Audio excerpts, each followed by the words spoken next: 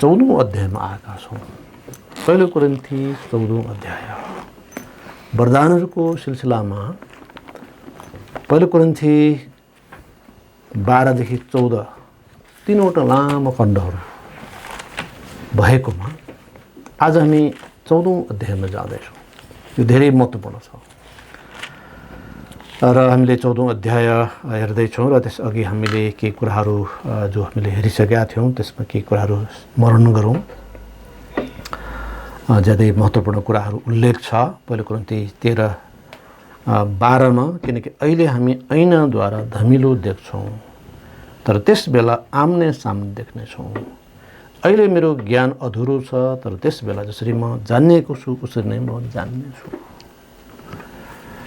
जब Bible complete भयो, पूर्ण भयो, तब थुप्रै अधुरा कुराहरू समाप्त भए अथवा ती अधुरा ज्ञानहरूले पूर्णता पाए र कयौँ अस्थायी वरदानहरू सम्पन्न भए।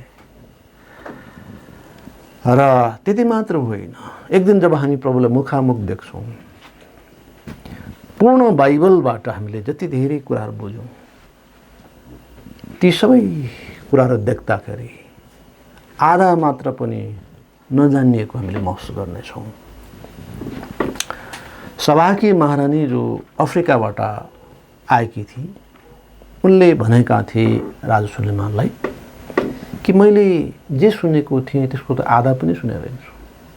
त सुलेमानको बुद्धि र यी सबै कुराहरू जो उनले सुने है सही सुनेका थिए तर पनि आधा कुरा मात्र सुनेका थिए। तब भने एक दिन हामीले पनि त्यो कुराको महसुस गर्नेछौँ। जब हामी प्रभु कहाँ भेला हुनेछौँ त हामी सबैले स्वीकार गर्नेछौँ हामीलाई त आधा मात्रै जानकारी रहेछ है। बाइबलमा हामीलाई आधा मात्रै जानकारी रहेछ अथवा थुप्रै यस्ता कुराहरू त्यस दिन प्रकाश हुनेछन् जो हामीले न कहिले आँखाले देख्यौँ, न कहिले कानले सुन्यौँ, न कहिले मनले सोचेका थियौँ। यस्ता उत्तमताहरू त्यस दिन हामी देख्नेछौँ। र 14औं अध्यायको एक पदले भनेको छ, प्रेमको पछि लाग र आत्मिक वरदानहरूका निम्ति उत्सुकतापूर्वक लालसा गर, तर विशेष गरेर भविष्यवाणी गर्नका निम्ति। प्रेमको पछि लाग, किनकि प्रेम सबैभन्दा ठुलो हो। पहिलो कोरिन्थी 13:13 ले भनेको छ, विश्वास, आशा, प्रेम रहन्छन्, यिनमा सर्वोत्तम चाहिँ प्रेम हो।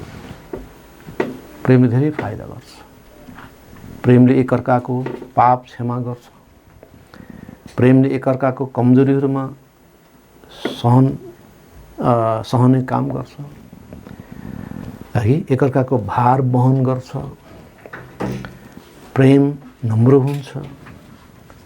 प्रेम सबैलाई मन पर्ने है, सबैलाई खुसी दिने, आशिष दिने बडो अचम्मको सद्गुण हो है। क्रिस्चियन भर्च्युज दोस्रो पत्रुस 1 मा जो उल्लेख गरेको छ, क्रिस्चियन सद्गुणहरू त्यसमा लेखिएको छ है कि भातृप्रेममा प्रेम थप, अन्तिममा प्रेम ज्यादै महत्त्वपूर्ण छ। सबै आत्मिक वरदानहरूको हामीले चाहना गर्नु स्वाभाविक हो र भनिएको छ कि आत्मिक वरदानको निम्ति उत्सुकतापूर्वक लालसा गर। कतिले यसलाई निजी रूपमा वा व्यक्तिगत रूपमा भनिएको बुझ्छन्। प्रभु मलाई त्यही वरदान चाहियो, नै मलाई त्यो चाहियो।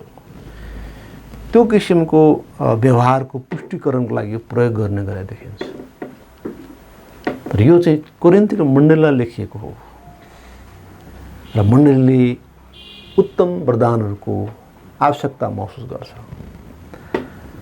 र आत्मिक ती उत्तम वरदानहरूको निम्ति उत्सुकतापूर्वक लालसा गर्नुपर्छ। हामीलाई असल पास्टर दिइयोस्, असल शिक्षक दिइयोस्, असल प्रचारकहरू, असल चाहिँ सेवक सेविकाहरू है, विभिन्न किसिमका वरदानहरू जो मण्डलीका चाहिँ वरदानयुक्त व्यक्तिहरू ती प्रभुले दिनुभएको होस्। कुनै तरिकाले त्यस्तो व्यक्ति बचाउनु भएको होस् वा पठाउनु भएको होस्।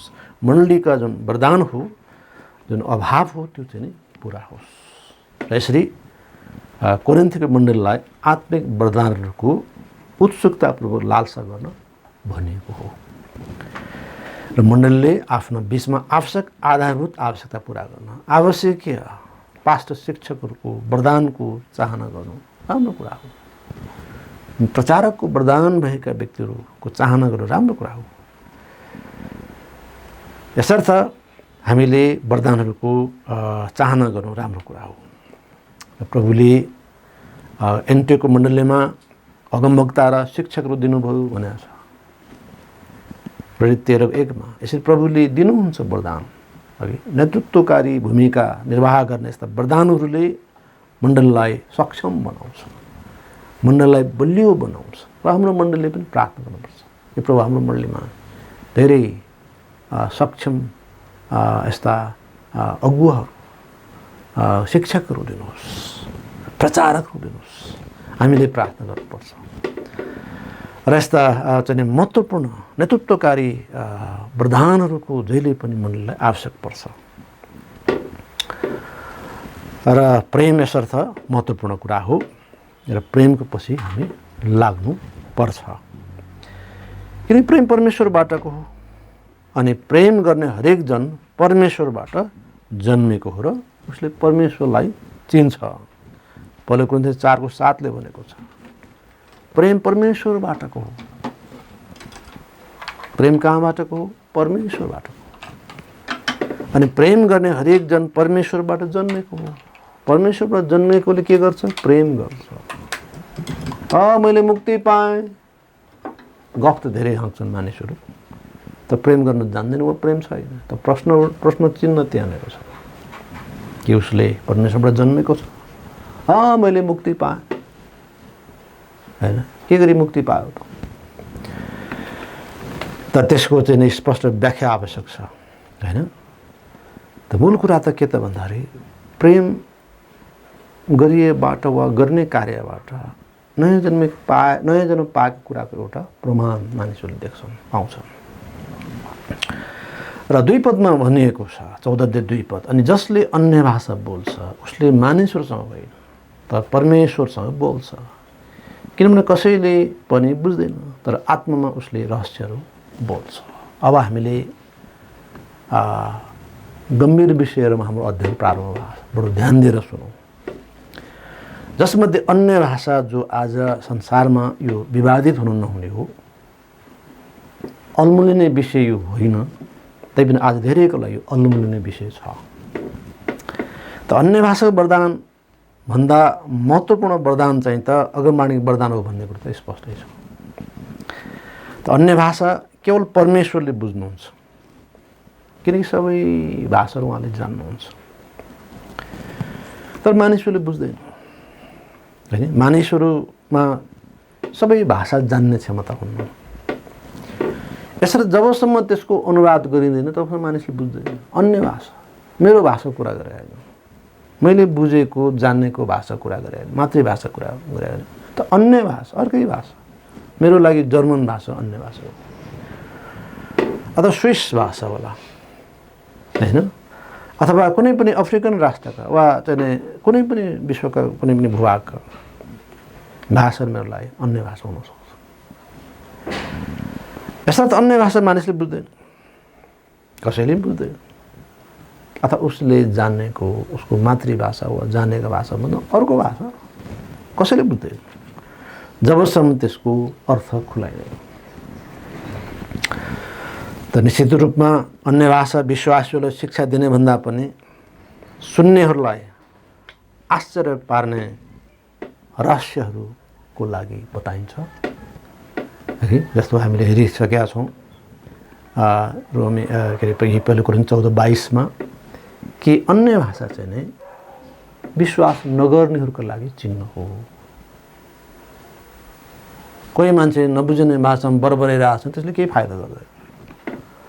तर जब त्यसको अनुवाद हुन्छ र त्यसले जुन सन्देश बोकेको हुन्छ त्यसपछि म छक्क पर्ने हो, त्यसमा चासो लिने हो। त पेन्टिकुस्ट दिन त्यही भएको हो, है। तिनीहरूले आफ्नै भाषामा बोले हुनाले, आफ्नै मातृभाषामा बोले हुनाले अनुवाद गर्नु परेन, त सफासाथ बुझे र भनेको छ कि तिनीहरूले परमेश्वरका महान आश्चर्य कर्महरूको बारेमा बोलिरहेको हामी सुन्दैछौँ भनेर गवाई दिएका छौँ। तपाईँले पुस्तक देखेको तपाईँले 11 पदमा त्यो पाउनुहुन्छ। हामी तिनीहरूलाई हाम्रा आफ्नै भाषाहरूमा परमेश्वरका महान कामहरूको विषयमा बोलिरहेका सुन्दछौँ। यसर्थ निश्चित रूपमा एउटा भाषी मानिस एक ठाउँमा बस्ने भए, त्यहाँ कोही चेला गए, उनीहरूले बुझ्ने भाषामा बोलिदिए। अर्को ठाउँमा अर्कै भाषीहरू जुटेका थिए, त्यहाँ फेरि अर्को चेला गए बताए, त कुनै कन्फ्युजन थिएन, किनभने उनीहरूले बुझ्ने भाषामा कोही आएर बोलिरहेका थिए। त उनीहरूलाई थाहा थियो यी त गालीले हुन्, कसरी हाम्रो भाषा जाने त? बडो चकित पार्ने चाहिँ कुरा थियो कि त्यसैले अन्य भाषा चाहिँ नि सबैले बुझ्दैन। त्यसो भएको हुनाले त्यसको अनुवाद हुनु पर्यो। र 3 पदमा उल्लेख छ, तर जसले भविष्यवाणीहरू बोल्छ उसले मानिसहरूसित उन्नति, उत्साह र सान्त्वना कुराहरू बोल्छ। यसैले त्यहाँनिर अलिकति भिन्नता देखाइएको छ। भविष्यवाणी चाहिँ नि सबैले बुझ्न सक्छ र यसले मण्डलीको उन्नति गर्छ, एडिफिकेसन, उत्साह दिन्छ, एक्जोर्टेसन, सान्त्वना, कम्फोर्ट प्रदान गर्छ। र यसले मण्डलीलाई प्रकाशमान बनाउँछ, बलियो बनाउँछ, जिम्मेवारहरू पुरा गर्न सामर्थ्य प्रदान गर्छ, उत्साह प्रदान गर्छ। अगमबाणी पनि दुईटै अर्थमा प्रयोग हुन्छ। एउटा चाहिँ त आउनेवाला भविष्यका कुराहरू बोल्ने, त्यसलाई अगमबाणी बोल्ने कार्य भनिन्छ। अर्को तर्फ चाहिँ परमेश्वरको वचनको व्याख्या, त्यसलाई पनि अगमबाणी रूपमा देखिएको छ। यस प्रकारले मण्डलीलाई सिकाउने कार्यबाट एडिफिकेसन हुन्छ, एक्जोर्टेसन हुन्छ, कम्फोर्ट हुन्छ, अथवा उनीहरूको उन्नति गराइन्छ, उत्साह, सान्त्वना र साथै आउनेवाला कुराहरू परमेश्वरबाट जो प्राप्त भयो त्यसलाई बताएर पनि विश्वासहरूलाई एडिफिकेसन हुन्छ, एक्जोर्टेसन हुन्छ, कम्फोर्ट हुन्छ। र 4 पदमा लेखिएको छ, जसले अन्य भाषा बोल्छ उसले आफ्नै उन्नति गर्छ, तर जसले भविष्यवाणी बोल्छ उसले मण्डलीको उन्नति गर्छ। यहाँ तुलना भइरहेछ अन्य भाषा र अगमबाणी बिचमा है। त अन्य भाषा व्यक्ति आफूले पाएको अन्य भाषा र प्रकाश उसले बुझ्दछ, त उसको उन्नति हुन्छ। उन्नति हुने त उसले बुझ्दछ भने परमेश्वरले दिनुभएको छ भने त्यो उसले बुझेको हुन्छ। बोल्न त बोल्यो, के बोल्यो आफूलाई थाहा छैन, त्यस्तो त कहीँ कतै उल्लेख भएन। त उसले जान्दछ कि के भन्दैछ है। यसर्थ अन्य भाषाले नितान्त व्यक्तिगत रूपमा चाहिँ फाइदा दिने कुरा र साथै नयाँहरूलाई एउटा चिन्ह स्वरूप कि ती ख्रिस्टमा आउनलाई सहयोग हुन्छ। यदि त्यसको चाहिँ नि अगमबाणी यसो त्यसलाई चाहिँ बुझ्ने गरी बताइयो भने वा अनुवाद भयो भने। तर भाषाहरूले चाहिँ नि धेरैलाई फाइदा गर्छ। तर 14 अध्यायको 5 पद लेखेको छ, तिमीहरू सबैले भाषाहरू बोलेका तर विशेष गरी भविष्यवाणी गरेका म चाहन्छु। किनकि भाषाहरू बोल्नेले मण्डलीले उन्नति पाओस् भनेर अनुवाद गरेन भने भविष्यवाणी गर्ने नै ऊभन्दा ठुलो हो। त अनुवाद भएन भने त्यसको औचित्य हुन्न। अन्य भाषा कसैले बोल्दैछ तर त्यसको चाहिँ नि अनुवाद भएन भने त्यसको औचित्य हुँदैन है। यसर्थ अन्य भाषा वरदान पनि परमेश्वरबाटै दिइएको वरदान हो, यसमा हामीले कुनै शङ्का गर्दैनौँ। तात्कालीन संसारमा, तात्कालीन समयमा, प्रेरितहरूको समयमा, पुस्तक प्रकाश लेखिन अघिसम्मको समयमा अन्य भाषा पनि एउटा प्रकाशहरू आउने एउटा माध्यम थियो है। कहिलेकाहीँ सपनाद्वारा आउँथ्यो, दर्शनद्वारा आउँथ्यो, अन्य भाषा वा भविष्यवाणी वा विभिन्न तरिकाले प्रकाशहरू आइरहेको थिए। जे अधुरा थिए तिनले पूर्णता पाउनलाई त्यो क्रम थियो। यसर्थ प्रकाशहरू आइरहेको युगमा परमेश्वर अन्य भाषा वरदान पनि दिनुभयो, यसमा कुनै विवाद छैन। उहाँबाट दिइने प्रत्येक वरदान तसर्थ महत्त्वपूर्ण हो। साँच्चै नै भाषाहरू जान्नु महत्त्वपूर्ण उपयोग पनि हुन्छ र तिनको प्रयोग उचित रूपमा गरियो भने गर्नुपर्छ पनि। तर अझ भविष्यवाणीको सेवकाई महत्त्वपूर्ण हुन्छ। अन्य भाषाभन्दा भविष्यवाणी ठुलो हो किनकि यसले मण्डलीको उन्नति गर्छ। तर अन्य भाषाको अनुवाद गरिएन भने त्यसले केही फाइदा गर्दैन। हामी यसमा धेरै विवाद नगरौँ। स्पष्ट कुरो यही हो, यही मान्ने हो, मान्नुपर्छ। र छपदमा लेखिया छ, तर अब भाइहरू हो, म तिमीहरू कहाँ भाषाहरू बोल्दै आएँ, तर प्रकाशद्वारा वा ज्ञानद्वारा वा भविष्यवाणीद्वारा वा शिक्षाद्वारा तिमीहरूलाई मैले केही बताइनँ भने मबाट तिमीहरूलाई के फाइदा हुनेछ र, होइन? त म अन्य भाषा बोल्छु तर बुझ्ने गरी केही भन्दिनँ भने के फाइदा हुन्छ? तात्पर्य त्यही हो। यसर्थ अनुवाद बिना अन्य भाषाले फाइदा गर्दैन। भविष्यवाणी तथा प्रकाशहरूद्वारा ईश्वरीय सत्यता प्रकाश गरिन्छन्। ज्ञान र शिक्षा प्रकाशित सत्यताको होइन व्याख्याको लागि हो। यसर्थ हामीले अन्य भाषाको अनुवाद भएन भने त्यसको अर्थ छैन, त्यसले फाइदा गर्दैन। र यसर्थ ज्यादै स्पष्ट गरी पावलले भनेको छ, तिमीहरूका म भाषाहरू बोल्दै आएँ तर बुझ्ने गरी केही कुरो बताएन भने फाइदा के हो त? त्यसैले पावल अन्य भाषा बोल्थे, अन्य भाषाको वरदान पाएको व्यक्ति हो, तर यसको माने उनी जहाँसुकै जुनसुकै समयमा अन्य भाषा बोल्ने मान्छे थिए। धेरै मानिसहरू अन्य भाषाको एउटा त त्यसको गलत व्याख्या भएको छ, अर्को त वरदानको जुन किसिमको प्रयोगको कुरा सवाल छ, जुनसुकै बेला पनि अन्य भाषा बोलिरहेछ है। पदल खण्डमा यही कुरो उल्लेख गरिरहेछ, कसैले चाहिँ कुनै बाजा बजायो, बाँसुरी वा तुरुही, स्पष्ट चाहिँ नि त्यसले सन्देश दिएन भने को लडाइँको लागि तयार हुन्छ? को त्यो सन्देश मान्न चाहिँ तयार हुन्छ? कोही पनि हुन्न। यसकारण जसरी बाँसुरी वा तुरुही वा कुनै पनि बाजा ले एउटा सन्देश दिएको हुन्छ। बाजा त बजायो, त केटाकेटीले चाहिँ बाँसुरी बजाए जस्तो के बजायो, त्यसको कुनै सन्देश छैन, कुनै न त त्यसको मिठास छ, न त्यसको कुनै सन्देश छ है। यसले के भन्न खोजिरहेछ भन्दाखेरि हामीले अन्य भाषा बरर त गऱ्यौँ, अन्य भाषा चाहिँ मानौँ कि अहिले छ, यो समयमा छ, त्यो वरदान छ भने पनि त्यसरी प्रयोग गरेको अवस्थामा त्यसको के अर्थ रहन्छ? र यो 7-11 पदको यो खण्डमा त्यही कुराको उल्लेख भएको हो। अनि आवाज निकाल्ने निर्जीव वस्तुहरूले पनि, चाहे बाँसुरी होस् चाहे वीणा, बज्दा हुँदै तिनीहरूले स्वरहरूमा भेद निकालेन भने बाँसुरीमा वा वीणामा के बजिरहेछ कसरी जानिनेछ र? किनकि तुरुहीले स्पष्ट आवाज निकालेन भने लडाइँको निम्ति कसले आफूलाई तयारी पार्दछ र? यस प्रकारले तिमीहरूले पनि सजिलै बुझ्न सकिने शब्दहरू जिब्रोले उच्चारण गरेनौ भने बोलिएको कुरा कसरी बुझिनेछ त? किनकि तिमीहरूले हावामा बात गर्नेछौ। संसारमा अनेकौँ प्रकारका आवाजहरू हुन सक्छन्, तर तिनमा कुनै पनि मतलब बिनाको हुँदैन। यसकारण मैले त्यस आवाजको अर्थ बुझिनँ भने त्यस बोल्ने मानिसको निम्ति म परदेशी ठहरिनेछु र मेरो निम्ति पनि त्यो बोल्ने मानिस परदेशी हो। यसर्थ यो बाजाको सन्दर्भ कहाँबाट उठ्यो? अन्य भाषाको सन्दर्भमा उठ्यो। अब मैले चाहिँ नि एउटा उच्चारण गरेँ, यस्ता विभिन्न शब्दहरू दोहोऱ्याएँ, तेह्र्याएँ, अनेक गरेँ, नयाँ मानिस साधारण मान्छेलाई झिलिमिली पारेँ, होइन, चकितै तुल्याएँ, बडो आत्मिक हुँ भन्ने कुरा मैले प्रस्तुत गरेँ, नतमस्तक तुल्याएँ, तर त्यसले के भन्यो त? त्यसले के शिक्षा दियो, के सन्देश दियो, त त्यसले के फाइदा गर्यो तब? मानव कि चाहिँ तुरुही बजाउनेले चाहिँ बेताकको केवल आवाज निकाल्यो, बेताकले उसले बजायो, त लडाइँको लागि तयार को हुन्छ?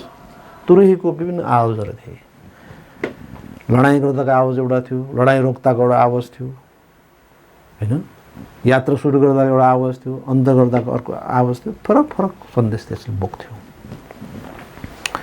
यसर्थ हामी यस्ता कुराहरूमा चाहिँ बालक नबनौँ, तर समझदार बनौँ। यसरी बाँसुरीको आवाजले सङ्गीत दिन्छ, तुरुहीको आवाजले सन्देश दिन्छ। सङ्गीत पनि एउटा धुन हुनु पर्यो, त्यसले एउटा स्वरूप प्रदान गर्नुपर्छ, नभए कसले त्यसलाई ध्यानपूर्वक सुन्छ र? र संसारमा अनेकौँ प्रकारका बाजाहरू छन्, हेर्नुहोस्, आवाजहरू छन् जसले अर्थहरू दिन्छन्। तर ती सबै आवाजहरू बुझिने हुनुपर्दछ, नभए ती आवाजहरू व्यर्थ हुनेछन्। त्यसरी नै भाषाहरूमा बोल्दा बुझिने गरी बोलिएन भने त्यसको अर्थ हुँदैन, त्यसले मण्डलीलाई फाइदा गर्दैन। यसैले अन्य भाषा त बोल्यो, व्याख्या भएन, अर्थात् त्यसको चाहिँ अर्थ खुलाउने काम भएन।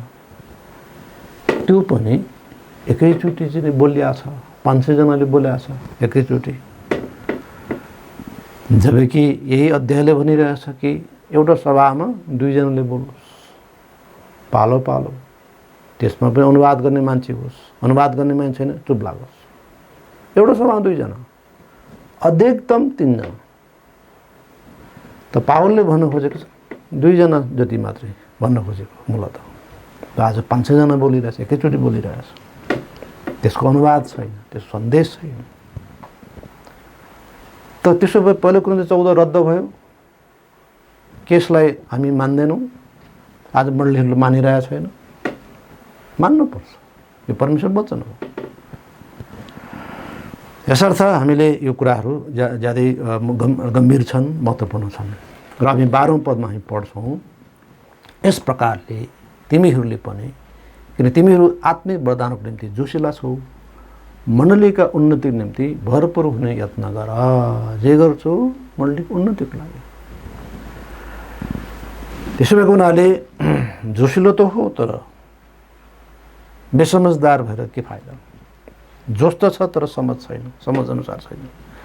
यसरी कोरिन्थीकाहरू आत्मिक वरदानको निम्ति जोसिला थिए, त्यो राम्रै कुरा हो। तर ती सबै कुराहरू मण्डलीको उन्नतिको निम्ति हुनुपर्छ भन्ने कुराको भेउ भएन है। र 13 अनि 14 पदमा लेखिएको छ, यसकारण अन्य भाषामा बोल्नेले अनुवाद पनि गर्न सक्नलाई प्रार्थना गरोस्। किनकि मैले अन्य भाषामा प्रार्थना गरेँ भने मेरो आत्माले त प्रार्थना गर्छ, तर मेरो समझ निष्फल रहन्छ हैन। त मैले अन्य भाषामा प्रार्थना गरेँ, मैले ठिकै बोलेँ होइन। अन्य भाषाको वरदान भएको दिनहरूको सवाल कुरा गर्ने हो भने मानौँ कि त्यो वरदान मलाई दिइया, त मैले बोलेँ, त अरूले बुझुन् कि नबुझुन् मतलब भएन भने त समझ त भएन। म काम त गरेँ, जोस त छ, त समझ छैन, बुद्धि छैन भने जस्तै हो। अरूको विषयमा के हो त्यहाँ कुनै वास्ता गरिएन, जनतालाई टुवा मात्रै पारियो, त तिनले पनि जान्न चाहन्छन् भन्न खोजेको कुरो के हो। यसर्थ 13-14 पदले भन्दछ, अन्य भाषाको अनुवाद हुनुपर्छ। नम्बर 1, अनुवाद नगरिए समझ विफल हुन्छ। नम्बर 2, अनुवाद नगरिए त्यसबाट मण्डलीलाई फाइदा हुँदैन। नम्बर 3, यसर्थ हामीले अन्य भाषा कसैले बोलेको छ, अनुवाद हुनैपर्छ। तर अनुवाद हुनलाई भाषा हुनु जरुरी छ। पेन्टेकोस्टको दिनमा जुन अन्य भाषा बोले तिनीहरू वास्तविक भाषा बोलिरहे। विभिन्न भाषाहरूको त नामावली छ, 15-16 भाषाहरूको उल्लेख गरेको छ। जो यहुदीहरू जहाँ जहाँ बसिरहेका थिए ती ठाउँका चाहिँ भाषाहरू थिए, जो चाहिँ उनीहरूको मातृभाषाको रूपमा त्यो बदली भएका थिए। किनले भने हामीले परमेश्वर महान कार्य सुन्दैछौँ, सन्देश स्पष्ट थियो, किनभने उनीहरूले बुझ्ने गरी बोलिएको थियो, त्यहाँ अनुवादको आवश्यकता परेन। तर जहाँ चाहिँ नबुझिने गरी चाहिँ नबुझिने भाषामा चाहिँ प्रयोग कतै बोलिन्छ होइन, त उसको लागि अनुवाद चाहिन्छ। त्यसैले 15 पदले भनेको हो कि समझले प्रार्थना जब गर्छु, जब म प्रार्थना गर्छु त समझमा पनि म प्रार्थना गर्छु होइन। 15 पद त्यही भने तब के गरे त, म आत्माले प्रार्थना गर्नेछु, समझले पनि प्रार्थना गर्नेछु। म आत्माले गीत गाउनेछु, समझले पनि गाउनेछु। अर्थात् मेरो समझले पनि काम गर्नुपर्छ सँगसँगै। मैले जो गाउँ त गाएँ, मैले कुनै चाहिँ सेवा गरेँ, अन्य भाषा बोलेँ होइन, तर त्यसले सुन्नेलाई फाइदा भयो कि भएन भन्ने कुरा मलाई पटक्कै एका छैन। त्यो मेरो समझको समस्या हो। यसरी जब प्रार्थना गरिन्छ तब समझमा गरिन्छ है।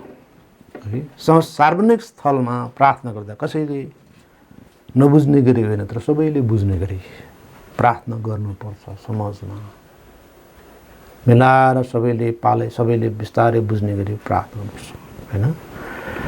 अन्य भाषामा मात्रै प्रार्थना कुरो होइन कि अरू कुराहरूमा पनि हामीले सबैले बुझ्ने भाषामा बिस्तारै सबैले बुझ्ने गरी प्रार्थना गर्नुपर्छ ताकि सबैले आमेन भन्न सक्नु। प्रभु धन्यवाद आमेन गरेर त फाइदा केही छैन त, बुझ्नु पर्यो नि त। ठिक छ नेपाली भाषामै बोलिरहेको छ, नेपाली श्रोता हुन्, त्यति छिटो बोल्यो कि बुझ्नै सकेन, फाइदा के भयो त। बुझिने गरी बोल्ने हो, बुझिने गरी प्रार्थना गर्ने हो। सार्वजनिक सभामा बोल्दा वा प्रार्थना गर्दा समझका साथ गर्नुपर्छ। वचन प्रचार गर्दा पनि त्यही हो। मैले त ठिकै प्रचार गर्दा तर बुझ्नु र नबुझ्नुसँग कि कुनै अर्थ राखिएन, सम्बन्ध राखिएन भने त म समझदार भइनँ। यसर्थ यसो नगरेको अवस्थामा वक्ता वा अगुवा चाहिँ बेसमझदार मानिन्छ। प्रचार त गरे के प्रचार गरे होइन। साथै सभा निराश हुन्छ। बेसमझदार बन्नु वास्तवमा पाप पनि हो है। र हामी 16 अनि 17 पदहरूमा पढ्नेछौँ। नत्र भने तिमीले आत्माले धन्यवाद चढाउँदाखेरि कुनै अनजान मानिसले तिमीले धन्यवाद दिएकोमा कसरी आमेन भन्ला र? तिमीले भनेको कुरा उसले बुझ्दैन। किनकि तिमीले साँच्चै नै राम्ररी धन्यवाद दिन्छौ तर अर्काको उन्नति भएको हुँदैन। यसैले प्रार्थना गर्दा सबैले बुझ्ने गरी प्रार्थना गर्नु पर्यो। आत्मामा प्रार्थना गर्नु पर्यो। आत्मिक हृदयका साथ प्रार्थना गर्नु। प्रभु म चाहिँ यस्तो हुँ, म हप्तामै 2 चोटि उपवास बस्छु, म दशांश केही कुरामा टुटाउँदिनँ, चामल धरीको पनि म दिन्छु, यहाँ त्यहाँ कुराहरू हैन। तर यी चाहिँ नै मानिसहरू जस्तो म छैन। एउटा फरिसीको प्रार्थनालाई प्रभुले बेसमझदार प्रार्थना मान्नुभयो, गलत प्रार्थना मान्नुभयो। यसैले हामीले खालि बुझिने कुराको मात्रै कुरा होइन, आत्मामा प्रार्थना पनि जरुरी छ। सार्वजनिक सभामा बोल्दा विनम्रतामा आत्मामा प्रार्थना गर्नु पर्यो। म त यहाँ हुँ त्यहाँ हुँ भन्ने कुराको अभिव्यक्त गर्न, त्यो किसिमले प्रार्थना गर्ने वा बोल्ने कार्यले सभालाई आशिष हुँदैन हैन। यस कारणले गर्दाखेरि हामी पाउँछौँ यी महत्त्वपूर्ण कुराहरू हुन्। यी हामी सबैका लागि ज्यादै ठुला पाठ हुन्। यसर्थ मण्डली सभामा अनजान मानिसहरू पनि आएका हुन्छन्, नयाँ मान्छे आएको हुन्छ। मण्डली सभामा गरिने सबै गतिविधिहरू यदि समाजमा गरिएन भने वा बोलिएन भने मण्डलीको निम्ति उक्त कार्य वा बोली निकै घातक हुन सक्छ। कस्तो खालको चर्च रहेछ त हैन। 1 घण्टासम्म चाहिँ उभिएर चाहिँ हात हल्लाएर गएका छन् नयाँ मान्छेलाई चाहिँ ती सबै कुराहरू हैन, न बुझिया छ न के भएको छ। अथवा चाहिँ 1 घण्टासम्म चाहिँ अन्य भाषा बोलिए अथवा एकैचोटि प्रार्थना गरे हैन, के भयो हैन। नयाँ मान्छेको लागि त्यो निकै जटिल विषय हुन्छ। तर नबुझिने भाषामा बोलियो वा प्रार्थना गरियो तर अनुवाद भएन भने त्यसले मण्डलीलाई हित नगर्नुको साथै त्यसले गलत असर पनि छाड्छ। त उक्त अनजान व्यक्तिले बोल्नेलाई चाहिँ बहुला भन्ने छन्। यो त मान्छे त बहुला छ क्यारे हैन। 14 को 23 पदमा लेखिएको छ, यही पहिलो 14:23 मा। यसै कारण यदि सारा मण्डली एक ठाउँमा भेला भएको छ र सबैले भाषाहरू बोले भने साथै अनजानहरू वा विश्वास नगर्नेहरू भित्र आएका छन् भने के तिमीहरू बहुला रहेछौ भन्ने छैन र भन्छ। आज ख्रिस्टीय समाज वा क्रिस्चियन मण्डलीहरू संसारको सामु के रूपमा चिनिन्छ? बजाएर मादल बजाएर नाच्ने समूहको रूपमा बुझिन्छ कि के गरा हो त्यो हल्ला कराछन् के गरे बहुला तालले चाहिँ कराउँछन्, यो रूपमा चाहिँ बुझिया छ कि परमेश्वरलाई शान्त साथ सबैले बुझ्ने गरी त्यो सन्देशका साथ मिठो भजन गाउनेहरू, आत्मिक भजन गाउनेहरू र परमेश्वरको वचन प्रेम सत्य बोल्दै सिकाउने चर्च, त्यो रूपमा बुझिया छ। हाम्रो प्रयास त्यो हो कि हामी नयाँ आगन्तुक मित्रहरूको लागि हामी आशिष बनाउँ, सारा बगाललाई आशिष बनाउँ। तर सबै सेवाहरू समझदारी त हामी गरौँ। यस कारणले गर्दाखेरि मण्डली सभामा बुझ्ने भाषामा बोलिए पनि बुझ्ने भाषामा बोल्नुपर्छ, तर बुझ्ने भाषामै बोलिए पनि गलत भाषा, सभालाई अनादर गर्ने भाषा वा क्रियाकलाप, मण्डलीको साक्षीमा नकारात्मक असर पार्ने कुरा बोलेमा त्यसले मण्डली सभाको उन्नति नगर्ने मात्र होइन, तर मण्डलीलाई नै हानि पुर्याउने काम गर्दछ। नेपाली बोले, श्रोताले बुझ्ने भाषामा बोले होइन, तर उसको गतिविधि त उसले बोलेका कुराहरू कि परमेश्वर इच्छा विपरीत भए वा मण्डल बाधा पार्ने कुराहरू बोले, त्यो पनि बाधक हो, घातक हो, बेसमझको काम हो। और 18-19 पद लेखिएको छ कि म मेरा परमेश्वरलाई धन्यवाद चढाउँछु, तिमीहरू सबैभन्दा बढी म भाषाहरू बोल्दछु होइन। तिमीहरूले भन्दा भन्न खोजे, तिमीहरू सबैले भन्दा, त्यसले एउटा आवश्यक छ बुझ्नलाई। तिमीहरू सबैले भन्दा बढी म भाषाहरू बोल्दछु, तरै पनि मण्डलीमा अन्य भाषामा 10,000 शब्द बोल्नुभन्दा त बरु अरूलाई पनि सिकाउन सकौँ भनेर आफ्नो समझले 5वटा शब्द बोल्नु नै म चाहन्छु। पावल धेरै भाषाहरू जान्दछ, तर त्यो भए तापनि उनले नबुझिने गरी 10,000 शब्द बोल्न चाहन्नन्। विभिन्न भाषा जानेका थिए, रोमन भाषा जानेका थिए, ग्रिक भाषा जानेका थिए, हिब्रू भाषा जानेका थिए, विभिन्न भाषा जानेका थिए, सायद अरामी भाषा जानेका थिए, विभिन्न भाषाहरू जानेका थिए है। प्रभुबाट विभिन्न भाषा उनले बुझ्ने मौका त्यो प्राप्त गरेका थिए होइन। तर ती नबुझिने भाषाहरूमा 10,000 शब्द बोल्नु भन्दा 5 शब्द बुझ्ने गरी बोल्नु ठिक हो भनेर भनेको छ है।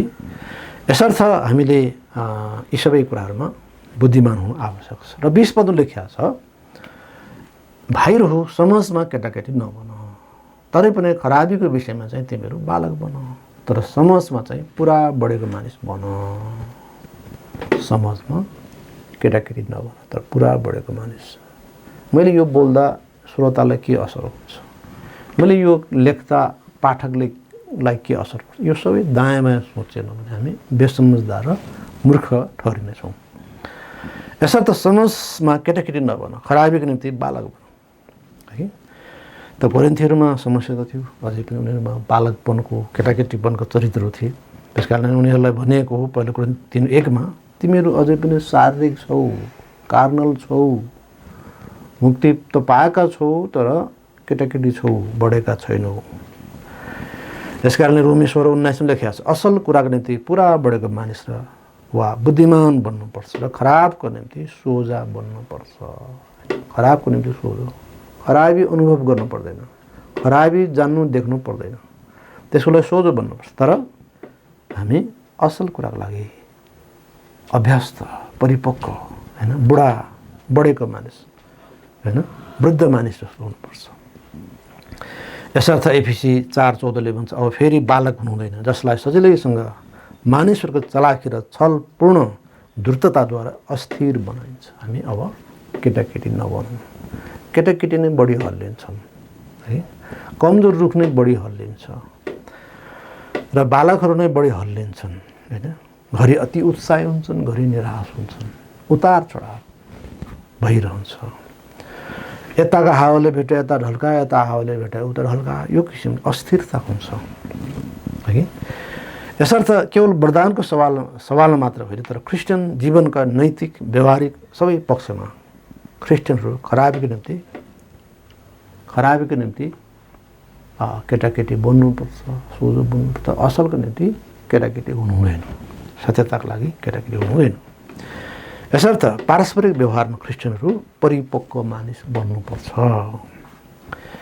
विभिन्न समस्याहरूको समाधान गर्न सम्बन्धमा बोलीचाली लगायतका व्यवहारमा क्रिस्चियनहरू परिपक्व मानिस हुनुपर्छ। सामाजिक सञ्जालको कुराहरू, सोसल मिडियाजहरू जस्तै फेसबुक होला, पेजहरू विभिन्न होला होइन, यस्ता लगायतका विभिन्न सञ्चार माध्यमहरूमा होइन अपराधहरू बढिरहेको आज अवस्था छ।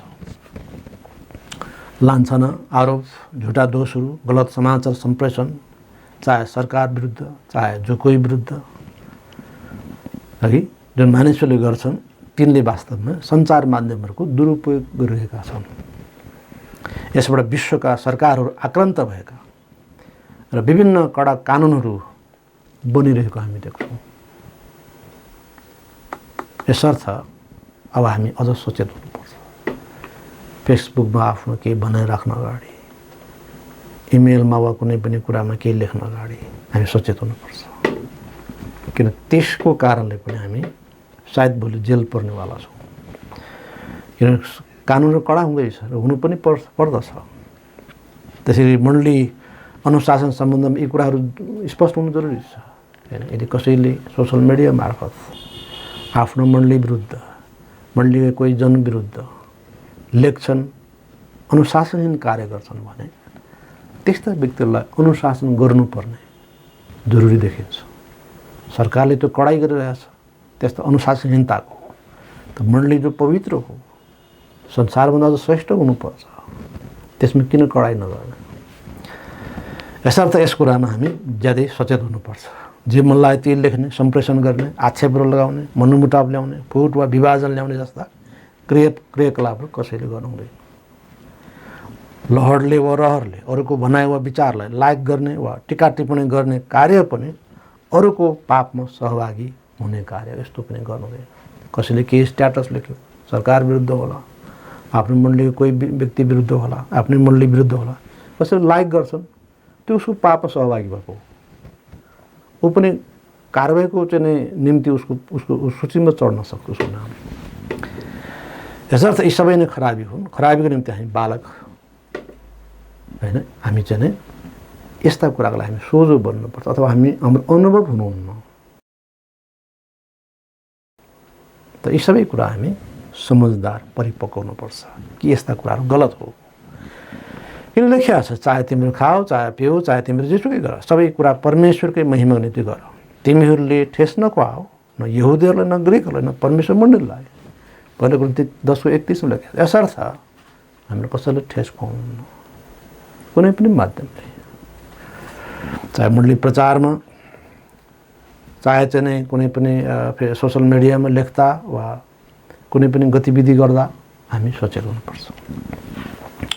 यसर्थ कुराको अन्त यो हो कि परमेश्वरले हामीलाई भन्नुभएको छ, समाजमा केटाकेटी नबनाऊ, त खराबीको विषयमा तिमीहरू बालक बनाऊ, अथवा खराबीको सवाल हामी अनुभव नै नगरेका सोझा बालकहरू बनाऊ।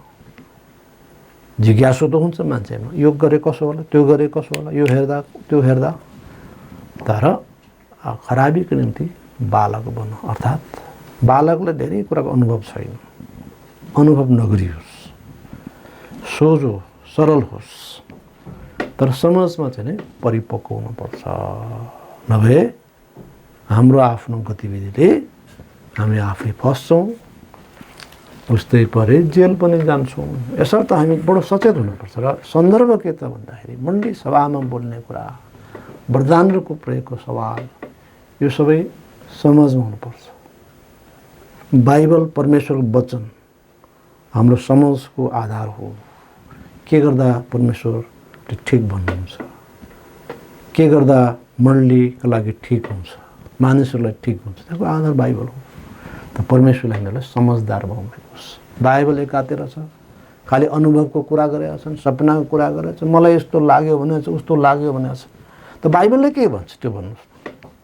यस्तो लेखिया छ भन्नुहोस् न, मलाई यो लाग्यो भनेर पाइन्छ, कसैलाई लाग्दैमा हुन्छ। यसैले हामी भ्रमका पछि लाग्नु हुँदैन, र हामी सत्यतामा जिउनुपर्छ। आमेन। प्रभुले तपाईँहरूलाई आशीर्वाद दियोस्।